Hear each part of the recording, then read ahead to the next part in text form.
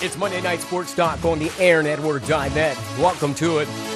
Live tonight, going to talk about Big Ben and some injuries happening with the Pittsburgh Steelers. Also, the Penguins looking like Stanley Cup champions again. I know it's early in the season. And tonight, Monday Night Football, but more importantly, there's a debate going on somewhere, and maybe it'll happen here on the AirNetwork.net. It is Jimmy Ty along with Dave Shannon this evening. Jimmy down in the Berks County area saying hello, and also Dave Shannon, of course, joining us from Altoona, guys. Hey, welcome aboard Monday Night Sports Talk with Greg Banks here in the studio, guys. Hey, Greg, how's it going, buddy? It's all good. It's all good. It was a kind of a wicked weekend again for the Pittsburgh Steelers. We'll start with that, guys, and then we'll move forward because I don't know. I don't want to belabor the point, but I'm watching that game yesterday, of course, with Pittsburgh. And all I can say is, man, we play some of the worst teams, Dave, and they make us look bad. What happened in Miami yesterday, other than that injury with Ben?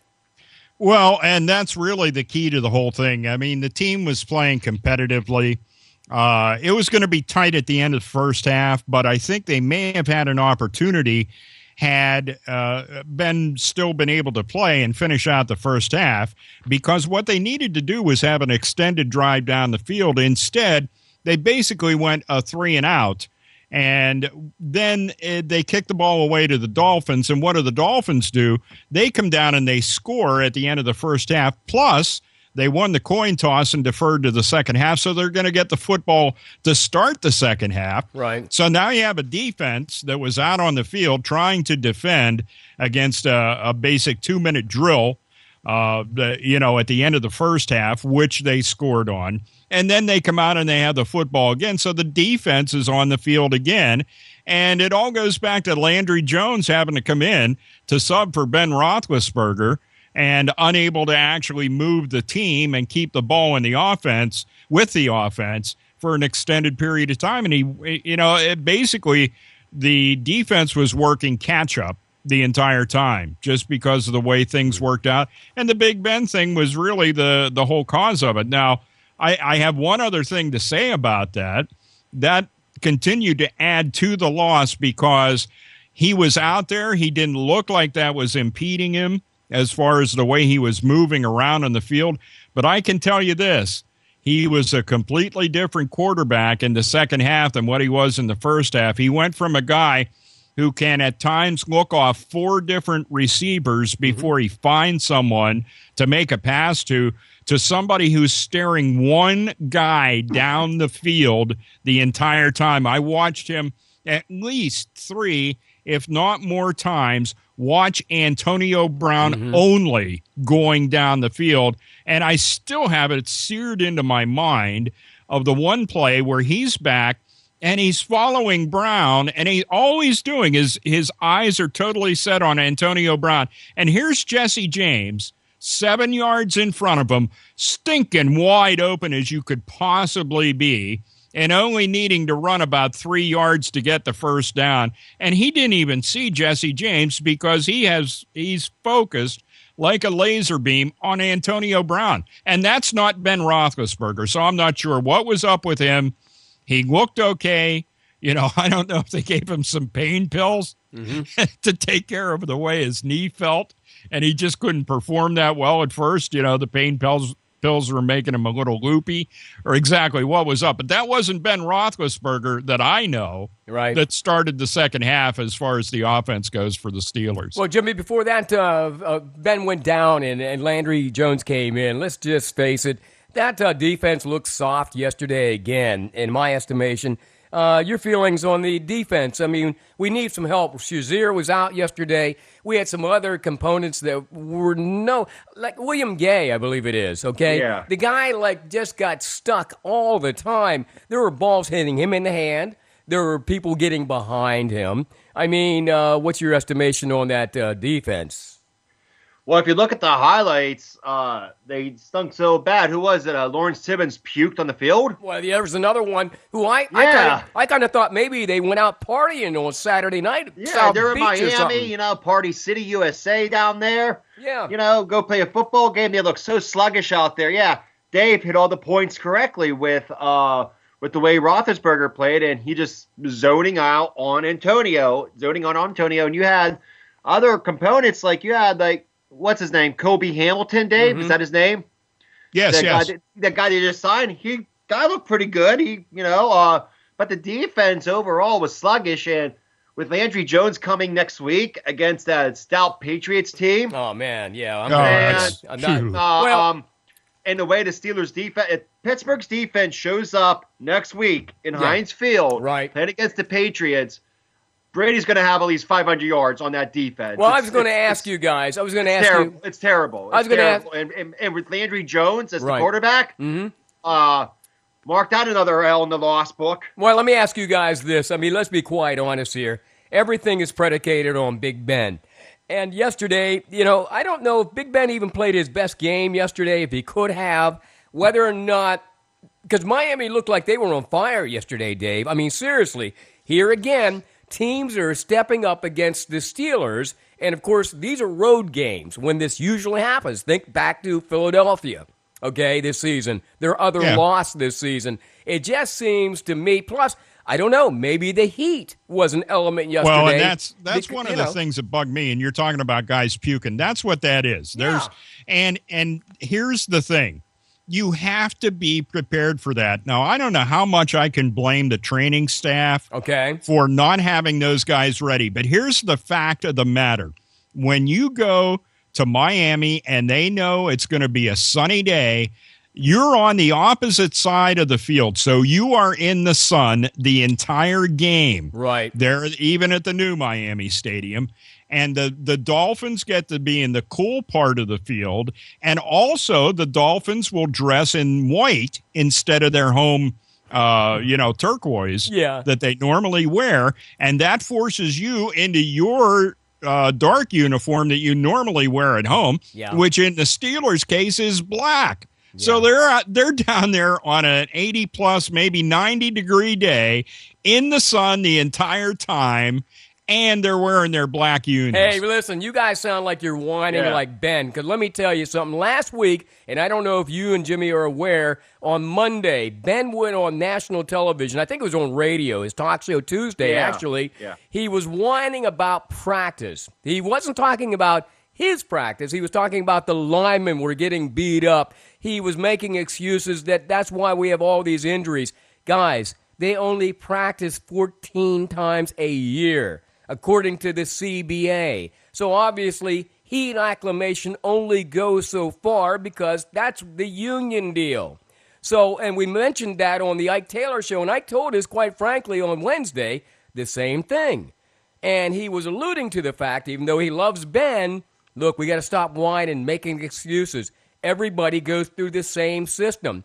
I'm not whining about that. No. It's like, why aren't you prepared for that? Because that's what you're going to be going through in Miami. Well, they don't prepare for it, Dave, primarily after I watched that yesterday, because they're only in full pads probably once a week. Excuse. That's no excuse.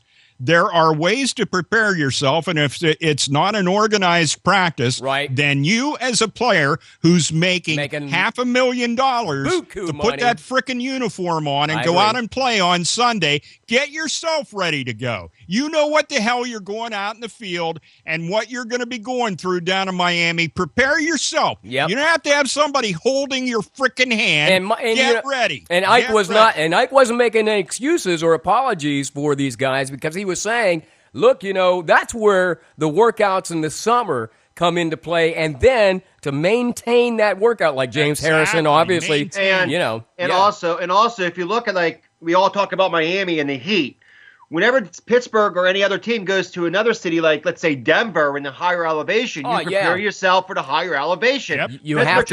Pittsburgh should have prepared themselves for the sun and the heat of Miami. I know we don't have that here in Pennsylvania. No, we didn't have that last week. But maybe we don't have 90-degree weather like they do in Miami. Right. But we also don't have the elevation that they do in Denver. So wherever city you play in, whatever game it is, you have to elevate yourself through practice. Right. For them conditions, so whenever you get to the game, you can practice. I mean, you can play like you practice. Yeah. Monday Night Sports Talk here on the airnetwork.net. We've got Dave Shannon live in Altoona, Jimmy Ty down in the Philadelphia area. Let's just move forward. What are the chances now as they get set for I want to keep calling them Boston, New England, Dave, on Sunday? I mean, come on. I mean, here's the thing. My grandmama has been dead for over 80 years, and I heard her say whenever Landry Jones came in yesterday, "Oh, no." That's what I say, "Oh, no." I think the whole world said that, "Oh, no." Even when Ben went down, there was a collective, "Oh, no, Landry Jones is coming in." I mean, come on, man. Look at what he did with the first string whenever Ben was sidelined throughout the preseason.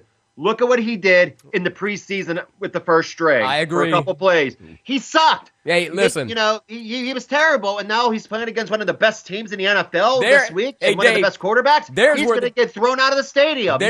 There's where they wanted to get Dak Prescott, but they had to move up in the draft, and he was not available. Do you think somebody like a Dak Prescott, obviously, Dave, with his success, would have been somebody that the Steelers now in hindsight should have gotten? Oh, my God, if he would have come in and succeeded in the system, which I think he would have, because he's a very athletic. I watched almost all of the game yesterday against the Green Bay Packers, and what a dominant young player he is. My goodness. And any thoughts of that team going back to the Tony Romo are absolutely absurd. Well, how do you take a guy that's playing that well off the field? Well, listen, we'll talk about that, but let me get your thoughts from you and Jimmy right now. Patriots this season now only lost one game without Brady. Since Brady's been back, he's got 76% passing efficiency. But look who we played against. Listen, man. Look, we played against the Philadelphia Eagles, dude. You know what I'm saying? Better defense than the Browns. I understand, but look, who'd he play yesterday and who'd he play last week? That's what I'm saying. Okay, so now he gets the Steelers. How do we turn the tables without a quarterback? You first, Jimmy, and then Dave. Pressure Brady. Brady does not like it when he's pressured. Brady likes it. He can sit back and just pick you apart. He can throw the Gronk. He can throw to Blount or Edelman or whoever. But when you throw pressure on Brady, just like what the Giants did a few years ago when they won the Super Bowl against the Patriots, the only reason the Giants won that Super Bowl and Brady didn't have that good game is they pressured and they blitzed and blitzed and blitzed so much because Brady does not want to get his knees hit again like he did a few years ago against the Chiefs. So if you get pressure, defense has to come up. You have to pressure Brady. You got to blitz Brady, and you got to get Brady out of his game. That's the only reason. That's the only way Pittsburgh's going to win. Come on, there was a lot of pressure on Tannehill yesterday, and he wasn't feeling it, Dave. You know what I'm saying? So there again, the line is suspect, man. Let's give some credit to the Miami Dolphins offensive line, which is a group of guys that played together. This was their starting lineup that they had pegged for the beginning of the season, who have not played together as a unit until yesterday. And after seeing that, you understand why they were, their starting five that they wanted on that offensive line. Okay. So, but the bottom line is you have to have the right personnel in. And this is where Butler is not a good defensive coordinator. Okay. I mean, I remember watching the game against the Eagles. Who was the guy that was able to get into the backfield constantly on their quarterback Wentz? Okay, who was the guy? It was James Harrison. Okay, I don't care how old the man is. If you ask him to go out there and keep him blitzing, in there, he is going to do it for you. Don't worry how old he is. If he's your best man, if he's the best player for that type of defense, use him. That's why he suits up for you. So I fault Butler a lot. Okay. I don't know what. So you're saying that James Harrison's being underutilized then, because obviously he's getting much so. Yeah, he's getting too many plays off then, right? I mean, that's what it is. And the other thing is you have to design the defense so that you've got a scheme where that he is available. Not only do you need him on the field, but you need him on the field and the rest of the defense moving so that he has a chance to get in and try to sack the quarterback or put the pressure on him. Because Jimmy is absolutely right. You want to beat the New England Patriots, you pressure Tom Brady at whatever expense that is on the field. You pressure him, and he's done. He folds like a cheap piece of paper. Right. Monday Night Sports Talk here at the airnetwork.net, the home of the Huntington Bearcats. They take on Central coming up Friday night, by the way, 7 o'clock. We'll tell you more about that. Dave Shannon live in Altoona. Jimmy Ty, we've got in Berks County. Hey, man, I'm looking at this schedule now. After they take on the Patriots, they get a bye week. Then we've got the Ravens. There's another one of those teams that could upset us. Cowboys, my God, they're on like a roll right now. And then we have the Browns. Now, again, when we play the worst teams in the league, Jimmy, these are the teams that look at us like it's the Super Bowl. They better get ready, man, because they got some tough games coming up in the next few weeks. Especially against the Cowboys. Oh, if you look at Zeke Elliott, he's on pace for 2,000 yards this year. Okay. He's ready to break. If Elliott of the Cowboys keep this mark up, he can break Eric Dickerson's rookie rushing record. Mm-hmm. And he was the fourth pick of the draft, and now with the debacle, what's going on down in Dallas, Romo or Dak, but people don't remember about the way Dak Prescott played at Mississippi State. Oh, I remember watching him. Yeah, I watched him. Yeah, because he played at Mississippi State, he didn't get that much pub as he would have if he would have played out of Florida or in Alabama. Right. This kid, man, this kid's amazing. He words can't describe. He's amazing. And if Jason Garrett benches, him Prescott for Tony Romo for Mr. Injury. Yep, man.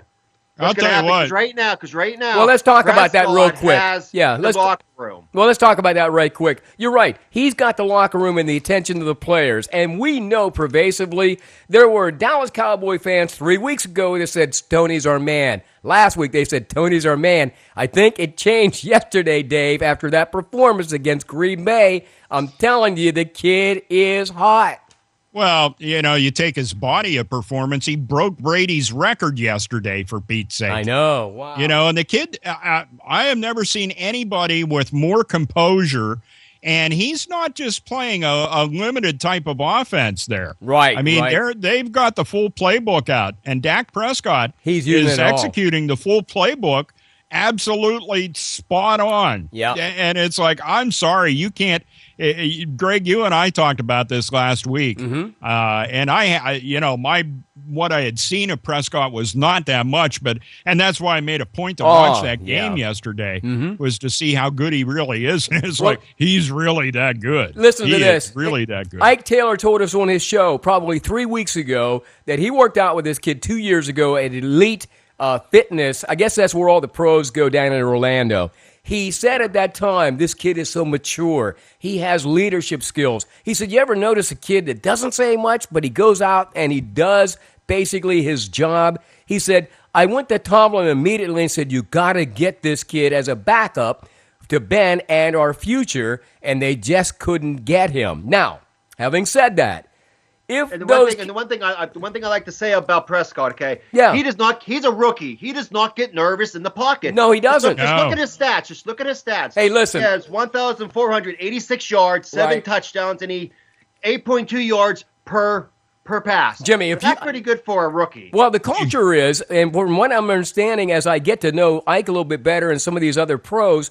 when they talk about these workouts that they have, like in off season, when they tell you that somebody is a leader and they're mature and they get that sense just being around them, I think you should listen, number one. Number two, I don't know what Jerry Jones is thinking, because as far as I'm concerned, Tony Romo is injury prone. He's of the past.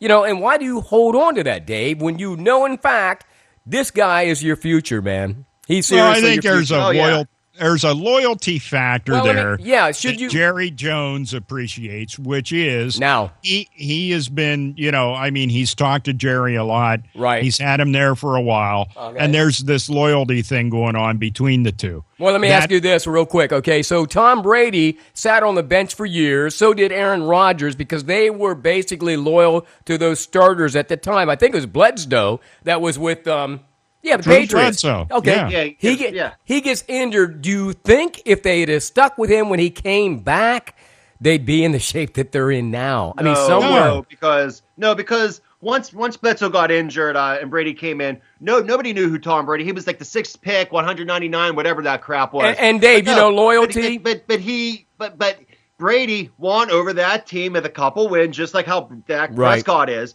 Now, Jerry Jones came out this week and said, hey, maybe not Romo might not be my quarterback. Well, that'll be a good thing, because I'm going to tell you what, Dave, loyalty. You've seen it in our industry, radio and TV. How much loyalty is there, man? Come on. It happens in every kind of business there is. Yeah. But Jerry Jones, remember the personality, though, that Jerry Jones is. It's like there's a control factor there. Yeah. And it's like, I at some point along the way, I'm sure he said, you stick with me, kid, and I'll stick with you. Yeah, exactly, I'm sure. I'm just going to say this right now. Right. If the season ended, right? Uh-huh. And you had to pick a rookie of the year. Oh, man. Dak would be the man right now. If it would be Dak Prescott, Ezekiel Elliott, or Carson Wentz. Yeah. Right now. Well, I don't think based on Wentz's performance yesterday, it's not Jimmy. Wentz. It's not going to be him. Wentz was good for the first 3. He was good for the first 3 games. Right. It would be close between Prescott and Elliott. Yeah. And right now, in my pick, I would pick Ezekiel Elliott a little bit over Dak Prescott. Okay, I'd go with Prescott just for the basic fact that the guy is a real leader and he's showing it in Dallas. True. Yeah. Okay, let me get your predictions here. As Big Ben is hurt, we just got news. It was a meniscus injury. They are saying that it might be 3 or 4 weeks, but remember, Big Ben heals rather rapidly, and Dave, as you said, they probably shot him up with something yesterday when he went into the locker room and came out. No, seriously, in the second half. But you notice he favored that leg in the second half, so he's going to have to get some rehab now because he had the surgery today. Your prediction, Jimmy first, and then Dave, on that Patriots game coming up Sunday, it's not going to be a pretty game. Well, let's get ready for the bye week. Yeah, but let's get ready for the bye week. Let's get Ben back. Yeah. No, it's not going to be pretty. Okay. Patriots going to totally dominate. What's the score? Score will be, let's say, 42-17 or 42-10. Let's see, 42-10, New England. All right, it's going to be like one of those Alabama games or Michigan games, my Dave. God, Go ahead, Dave. What do you think on this game coming up, by the way? 38-13 Patriots. 38-13. We got 2 games. And that's the Patriots winning with my pick, too. Okay, and I understand that. Now, coming up tonight, Monday Night Football, Jets taking on the Cardinals. Larry Fitzgerald is hot again. I mean, he's having a great season. Cardinals, up and down. But the Jets, man, they're still suspect, Jimmy. Any kind of prediction on the Monday Night Football game between the Jets and the Cardinals?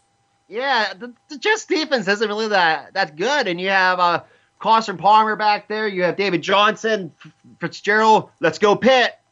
Because he's a Pitt boy. Yeah, he is. And I always love watching him. I had to say that, but no. It's going to be the Cardinals. The Jets don't have a chance down there in the desert. Man, remember how many years it took Larry to get the ball again? Dave, it's splendid. Now, Dave, your prediction on that Jets-Cards game tonight? I'm going to go. I got to go with the Cardinals as well, and that may be a pretty big margin of victory for the Cardinals, right? And something that may get their season turned around because it's not been a good start for Arizona so far this year. So they need a win, and I think they're going to be able to get one against the Jets. And I'm hoping that's the size of it tonight. By the way, Jimmy, let's get real quick into drafting this week. I'm calling you the Draft King, Jimmy Ty, the fantasy football guy. I mean, who we got? I mean, who would you have on your team this week? Because Big Ben, obviously, he's out. I mean, you can't use him.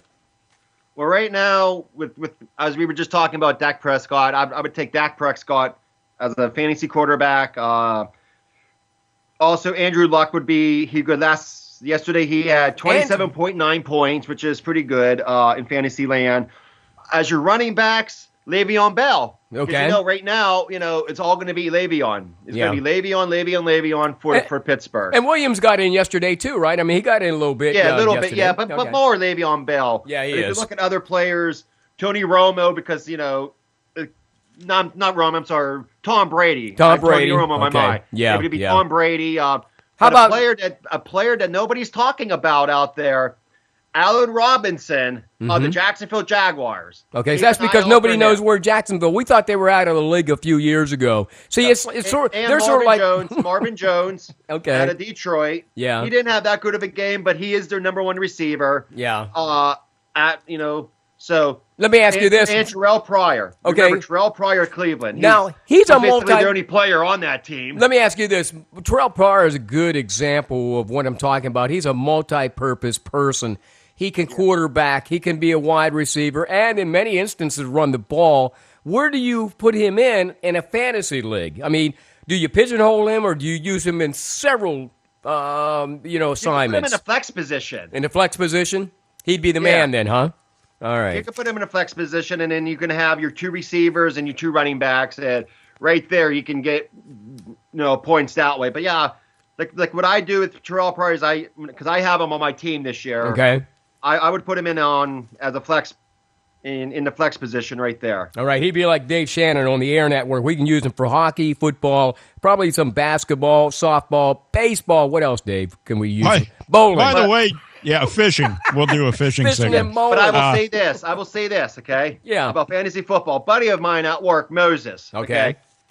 He has a player on his team that just killed everybody yesterday. And Drew Brees. That's what I'm thinking. 465 yards and 4 touchdowns. That was a good pickup by my buddy Moses. And Brandon Crooks hit Brees' favorite target. Yeah. 7 receptions, 173 yards, and a touchdown. Yeah. Is anybody Brees had 56 points in fantasy land. Yeah. Brandon Cooks of the Saints. Is anybody 39.5 points? So really? That's pretty good. That's how you win games right there. Anybody putting Gronkowski on their fantasy league this week? Well, nowadays he's back and looking stronger than ever. That's who I have as my starting as my starting tight end is Rob Gronkowski. He gave me like 23 points. All right. And going against now that he's healthy out of that hamstring injury. Yeah. He's going against a Steelers defense that gave up -4 points in fantasy land this week.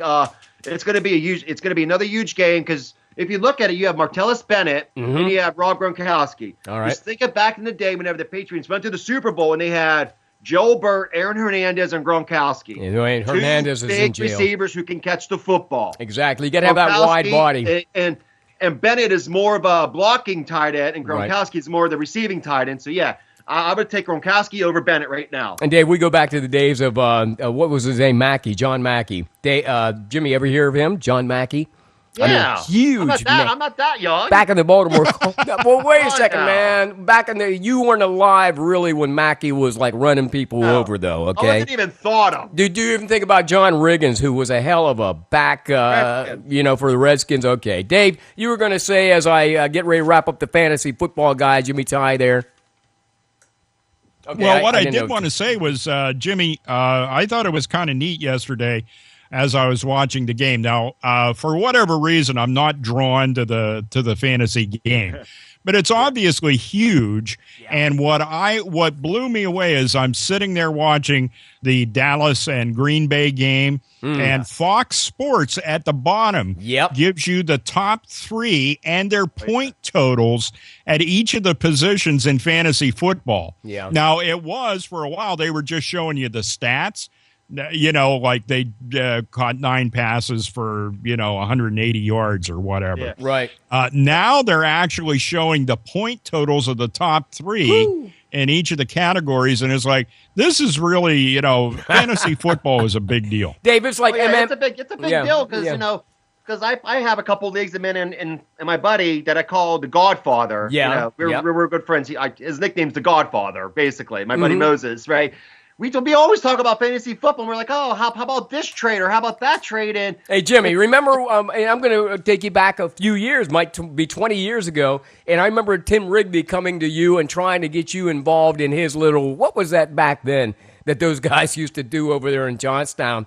It was like before we called it fantasy football. Maybe it was fantasy. We called it fantasy football. No, they called it Slick's house. They called it football draft or something, right? Yeah, we went out. Man, those were the days. After the news was over, we all went over to somebody's house and we sat there, and I'm like, okay, what's this? David's big. I got addicted to it. It's fun. And I was saying, me and my buddy Moses, we would talk all the time, like on the phone or whatever, and he would say, hey, how about I trade you Le'Veon Bell for Jamal Charles or I'll trade your Gronkowski for this guy. It's just fun. It's just fun communication with each other. All right, well, man. listen. It's hard to root, we're going to wrap up this segment. We're running out of time. But, Dave, real quick, I got to say to both of you guys, I think the NFL has money in it. They don't love gambling at all, but I'm going to tell you, the only reason all those ads are running, the NBA or NFL or somebody's got money in this thing. And I'm telling you, one of these days, when it blows up, sort of like the MMA coming out of nowhere, I'm telling you, it will be sort of like those emails they're looking for right now.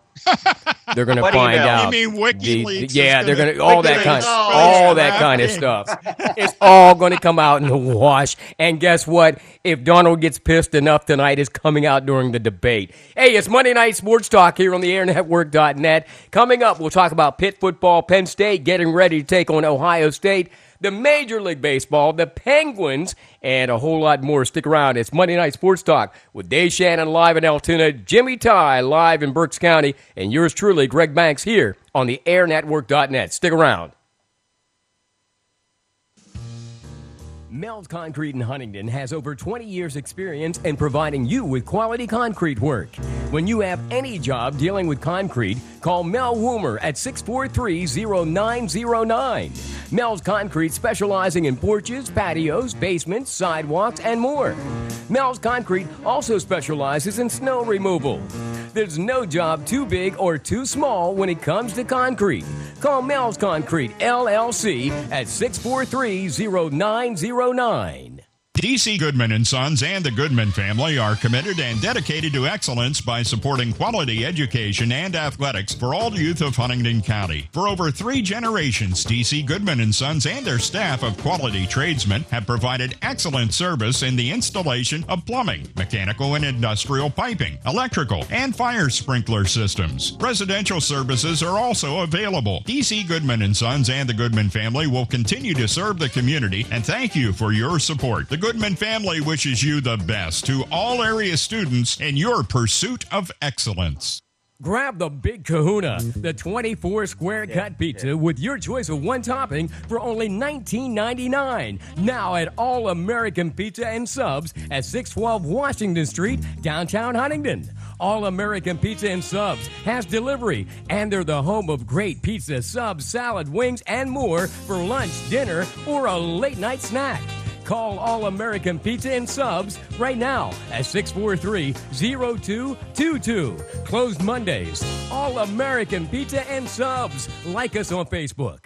Brenneman's Meat Markets are celebrating nearly 70 years in providing Huntingdon County with quality USDA-approved processed pork, chicken, and beef products. Brenneman's has 2 locations in the county where the tradition of the finest meats are found in the region. Stop by Brenneman's Huntingdon weekdays from 8 to 6, Saturdays 8 to 3. Mount Union, open 9 to 5 weekdays and 9 to 2 on Saturdays. Choose specials of $10 to $50 meat packs containing your favorite meats. Or stop by and ask about our select custom cuts, prepared and packaged while you wait. Brenneman's Meat Markets in Huntingdon and Mount Union. Call our office at 814-643-2751 for specials and more information.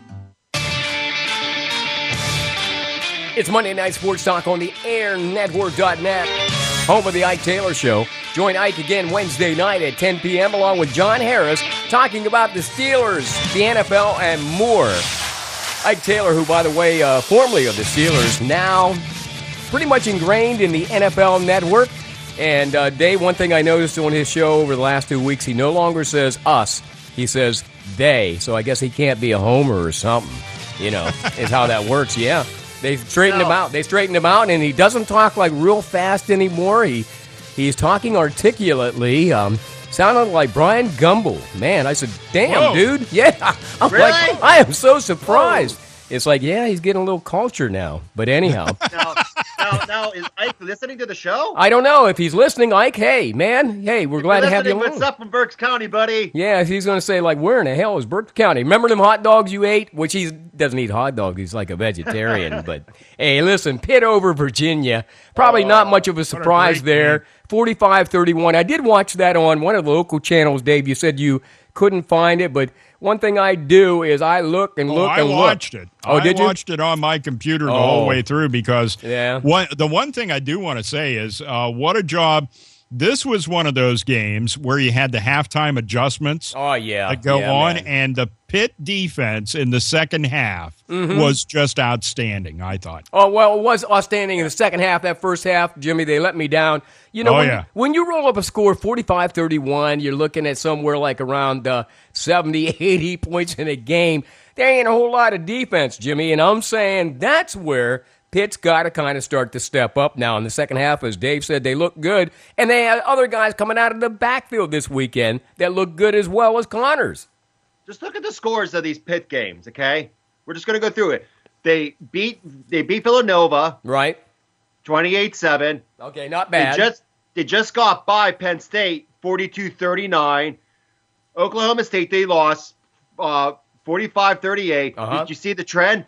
Pitt scores the points, but their defense can't hold up. And like Dave said, the defense adjustment, halftime happened. Now they have a week off before they play good old Virginia Tech. Okay, Tech, yeah. And then after Virginia Tech, they go to Miami, and then they go to Clemson. And here we go. So that could be 3 straight losses right there for Pitt. Well, we don't know that. Not bowl eligible. Well, we don't know that, but if they do go to a bowl, like Dave always kind of pounds the fact that they're going to go to some insignificant bowl, and, you know, the fact that they stay in the games.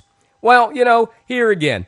You know, when it's all said and done, they get to go somewhere. But you know what? Here again, I'm not sure why teams are 500, Dave, get to go to any bowls anyhow. But they accept them nonetheless. It's a vacation. Okay, if it's Penn State, and you're basing this on history, and I don't know how much longer this is going to hold. Right. Penn State will get a bowl bid into one of the medium range bowls the Pinstripe Bowl, because of the amount of people that travel with them. Now, how many people? Penn State. Yeah, how many? Because it's Pitt, they're not going to get a bowl like that because it's the University of Pittsburgh. And Dave, you know what? I got to be quite honest. When they throw them into New York City, I don't see as many people in the stands as we used to see when the Penn State would travel down south, or even Pitt back in the days of Foge. What was his name? Fazio. Yeah, remember back in those days? No, would you rather go to New York City in December? No. Or would you go to Miami? I'm going to Miami. Or Arizona for a bowl game. Hell yeah. I'm going somewhere. I'm going somewhere where it's warm, dude. Well, yes. There you go. And that's what I'm saying. Okay, so listen, what happened to Pitt over the weekend? And Jimmy, you just cited the upcoming games. It doesn't look or bode well for the Pitt Panthers, although there are some really improvements I'm seeing on that offense. I mean, the quarterback is strong. What's his name, Peterman? Yeah, he's doing well. His name is Nate Peterman. You got Connors still running well, and then you have some of these young cats that are starting to emerge, and their O-line, looks half decent as well because his quarterback's not on his back a lot. You know what I mean? Like in years past. So I got to give that to Pitt now as we move on. We know that they're probably not going to vie for an ACC title of any kind. No, not at all. The ACC is going to run through Clemson this year. Yeah, they will, and you got to go through Clemson or Louisville. With Lamar Jackson. And you're not going to see that happening with Pitt or any of the lesser teams. Dave, having said that, though, here's Penn State. They had the weekend off. Franklin went around the state, he and his assistant coaches, looking at some of these high school players, of course, looking for some of the big recruits that they need. But they're up against Ohio State, man. And I watched the Ohio State game the other day, and I got to be quite honest, they're awesome, man. I mean, there is just no way Ohio State is going to be denied, maybe Michigan, but there's no way they're going to be denied playing Alabama this year, for all the laurels. Having said that, there's another Bosa kid that plays on the line, I believe, for Ohio State. How bad is that going to look on Saturday at 8 o'clock? Well, this is going to be another one of those 30-point kind of losses for Penn State. And, it is what it is. They're not where they need to be yet. I don't know when they do get to where they need to be. There's still a little bit of the maturity factor for the Franklin kids that he's recruited. So, right. I'm not sure when the pressure is going to come. I don't think it'll be this year. Oh, no, it'll be a few years yet, like you said, contract-wise. Yeah, but bottom line is, they have to pay attention to defense as much as they pay attention to offense. And, let's face this. how many years did Penn State win big bowl games because they had a great defense? Had nothing to do. Oh, yeah, that's there true. were some real mediocre quarterbacks over the course of time that were, had a great winning percentage because the defense at Penn State was that good. Yeah, that's true. Now, I know football's different now, yeah, but I still think with a good defense that you're going to be able to win a lot of football games. Well, I'm going to tell you what. You go ahead, Jimmy. And if you look at Penn State's schedule, right, next week after they play Ohio State at University Park and State College, they have Purdue, who's terrible. They just fired their coach today. Yeah. They have Iowa. That could be an iffy game. Indiana, that's not good. Rutgers, they're going to beat Rutgers. Yeah. And then they have Michigan State at Penn State. Hey, Michigan State's an up-and-down team right now. Let me ask you about that Purdue situation, because every time, like a job opens up, I keep hearing Les Miles' name. There's no way in hell he takes that job in Purdue, does he? I mean, there's no way. Hell no. He doesn't take that. No. And then who's the other guy from Nebraska? Everybody's waiting to leave to move on to one of these significant SEC teams. I think it's Tom Hammond or Tom Hammer. He's believing. I believe he's either with Oklahoma or Nebraska. I'd have to check that. But they're waiting for this guy. He's way in front of Miles getting another job. But having said that, let's look at that game against Ohio State. Dave, that's going to be a hell of a party over there, tailgating. The people are going to show up at 7 o'clock in the morning and be drinking till after midnight, and nobody's going to care if they get beat. And if I'd be those people that were doing that, I'd just stay out in the parking lot because there's no reason to go inside that stadium and watch the slaughter that's about to happen. Yeah, but you were the one that said 2 weeks ago, they don't get a crowd. Well, I guarantee you they'll travel well from Ohio State. Plus, the Penn State faithful will be there during that whiteout. That place will be jam-packed, man, and rocking, huh? Yeah, and the sad part is, that'll all be true. Yeah, it's a party. And they'll get their butts handed to them by about 30 points. Yeah. And then everybody's going to go home and say, well, that's the last game I'm going to this year. Hey, Jimmy, you're going to see. The sad thing is Ohio State is one of them rivalries for Penn State. So you're going to get the crowd in the first quarter. ESPN or ABC is going to show the crowd, big whiteout. Yeah. By the third quarter, there's going to be nobody there. Well, I don't know about that. It's going to be a red out with all the Ohio State fans. If I'm a college kid, I'm sticking around till the bitter end. In case these Penn State kids are going to go down to the crowbar and drink. Hey, hey, Jimmy, just in case I need to, like maybe rush the field at the end and get a piece of that goalpost. So, anyhow, Dave, I think we're looking forward to. You said by 30 points. Jimmy, what's your prediction in that Penn State-Ohio State game on Saturday? Seriously. By 40 points. All right. You say 40. Dave says 30. But it's not like playing Michigan. When Michigan gets the ball, they don't ever give it back. At least this cat, Meyer, will say, well, come on, guys. Send in the fourth team. Oh, they're not here yet? Well, call them up and bring them in. So there will be at least coaching. Yeah. Luke is coaching Ohio State. I know. Everybody talks about how good Nick Saban is, or Saban. How good this guy is. Look who's coaching him, Urban Meyer. Yeah, that's what I'm saying. He brought Florida a national championship. Mm-hmm. Utah, for Pete's sake. Whenever they had Alex Smith, nobody knew who the heck Utah was. And these are two guys, by the way, Dave, that probably could not make it in the NFL. Now, I don't care Urban what you Meyer say. right now, in my opinion, is better than Nick Saban as a head coach in college football. All right, how's that matchup? However, Jimmy, who's the better recruiter? That's true. Nick Saban. Yeah, there you go. Yeah, and that's where it all ends. That's the key. That's where it begins and that's where it begins and ends. Let me ask you this, Dave. Last coaches poll I saw earlier today. I'm going to give you a top four. My top four would be Alabama, Ohio State, then Michigan, and Clemson. How do you see it? And then we'll move on to Jimmy. I kind of like your setup there, and here's the bottom line though.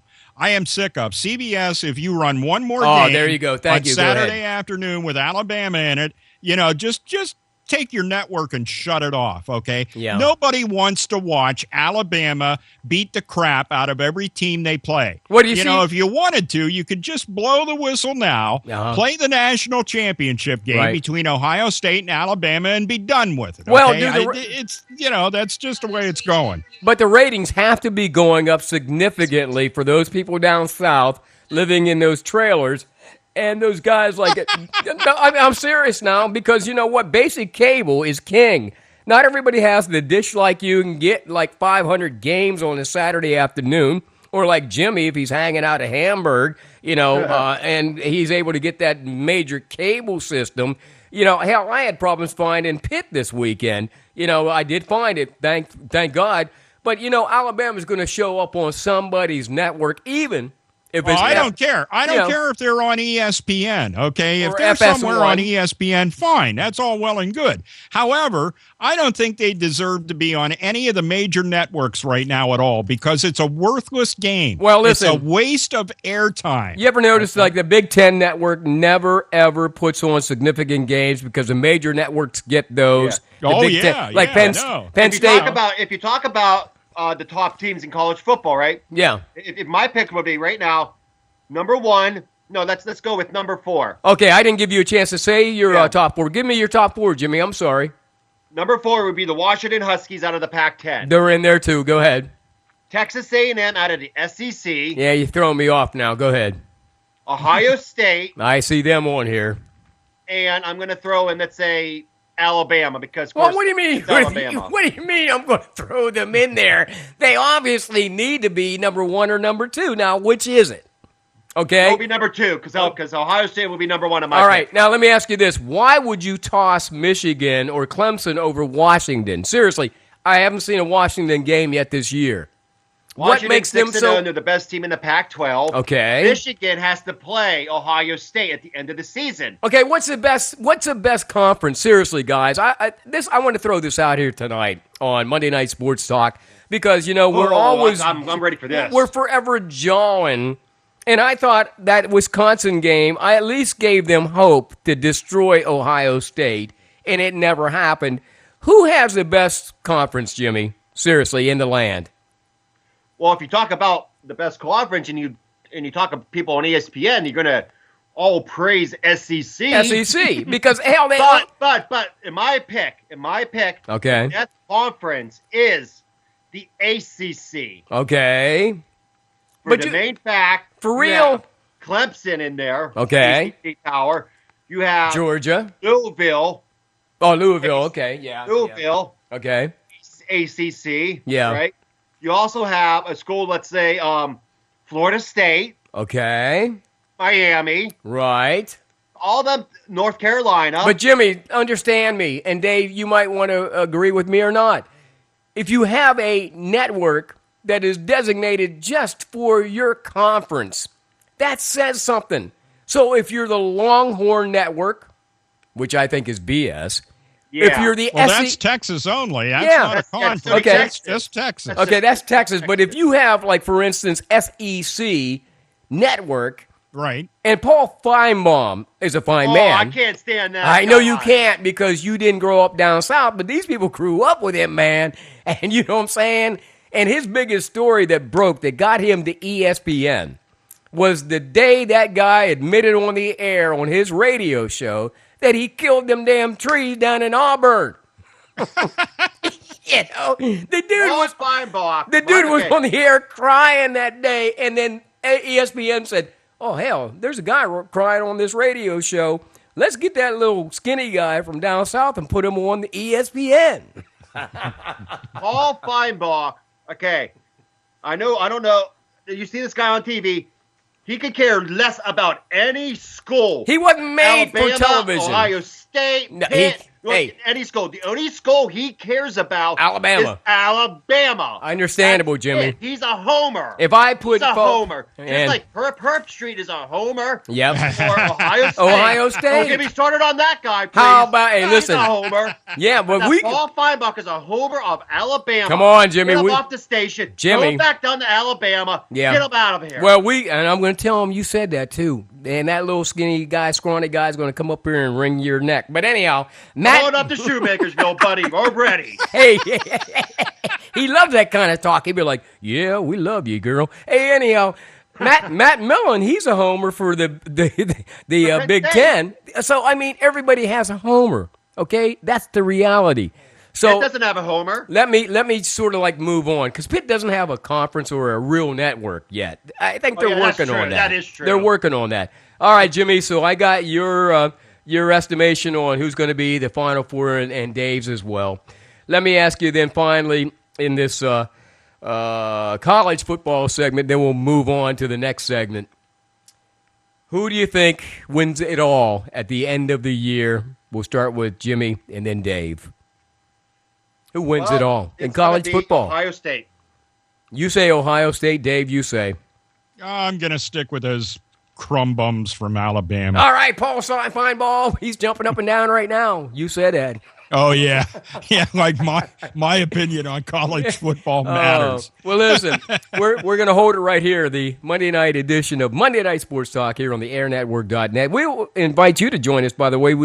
We put in for a number, by the way, that folks could call. If you remember a couple years ago, they could call us on Skype. You can also Skype us at Greg Banks 3.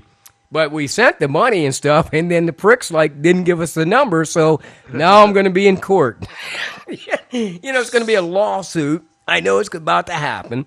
And we just do it for fun, because where else can you drink a beer and have fun with your friends talking sports? Dave, that Major League Baseball thing is like a thriller. I'm watching Cleveland, who I never even followed all season, open up this series against Toronto Blue Jays. And they're just open up a can of whoop ass. That series is now at 2-0. What do you think is going on there in that series?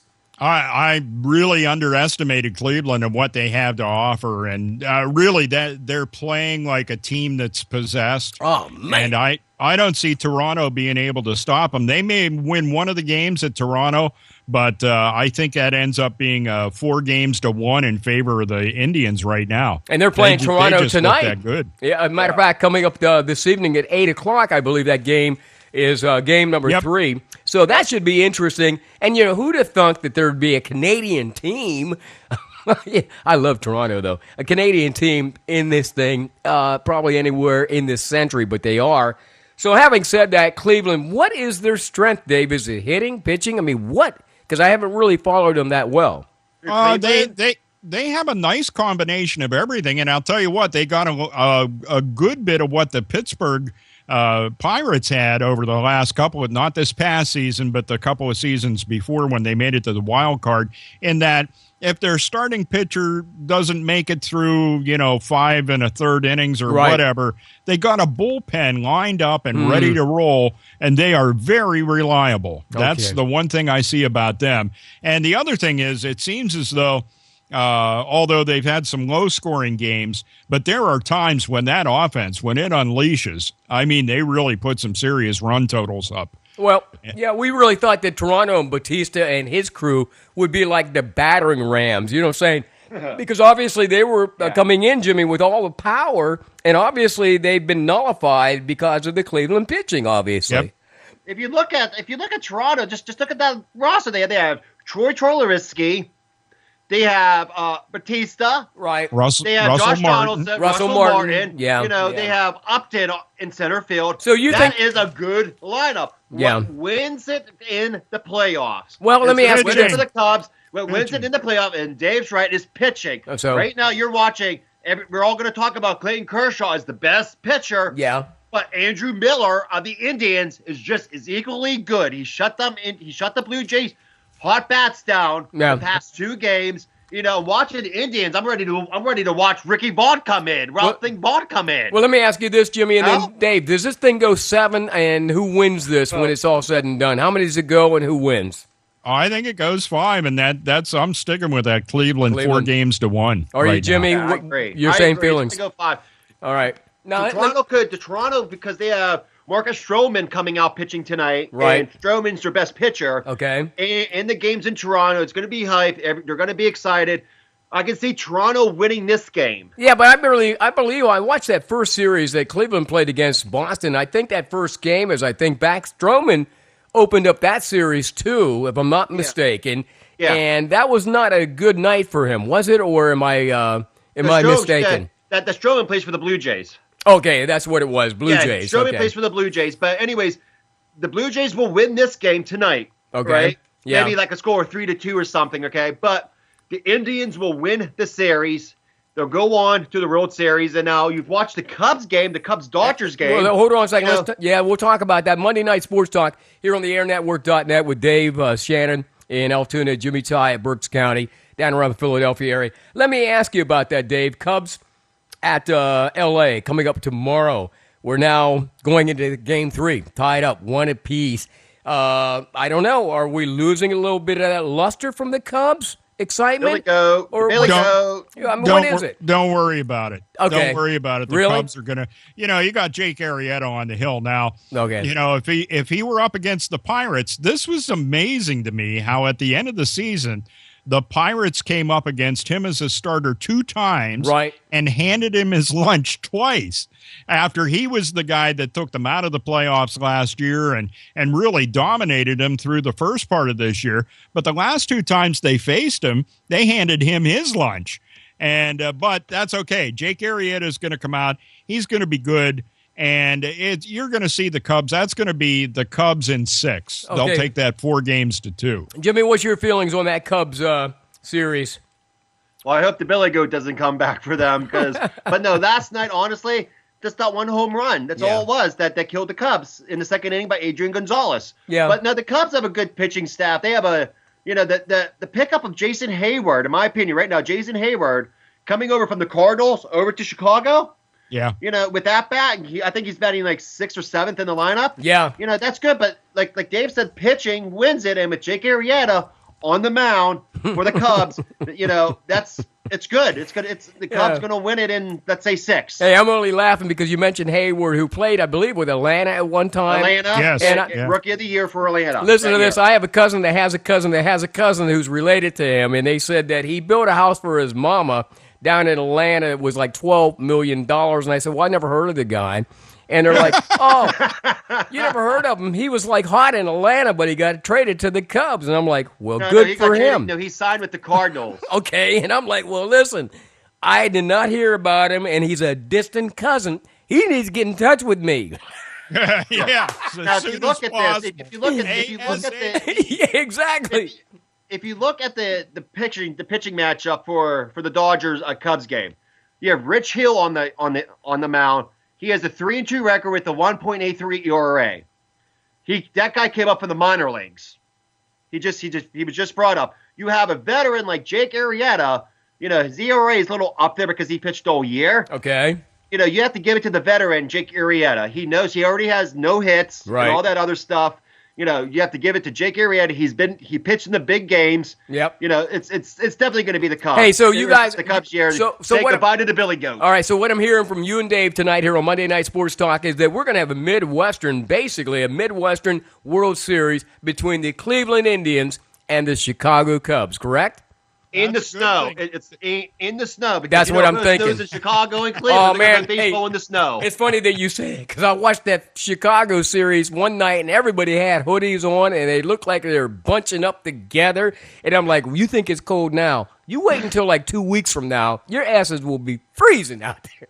Well, yeah. All right. Would you want to go to a baseball game, sit 9 innings in the 30-degree weather? Hell no. Speaking of freezing, Dave, real quick, as we get ready to wrap things up, Pittsburgh Penguins. Of course, we knew last week we talked about Sid being out, but I got to give it to them, man. They are 2-0 as they head into tonight's game against Colorado. What are you seeing with that team? They must be playing awesome. Well, tonight they're tied at 2 at the end of the first period. Woo, okay. You got Phil Kessel and Matt Cullen with goals for the Penguins in the first period. The one thing I'm seeing, although they look a little bit better at it tonight, the thing that launched them into the postseason and they continued to do in the postseason was to be able to stop teams in the neutral zone. Mm-hmm. And they're not really doing that well yet this season.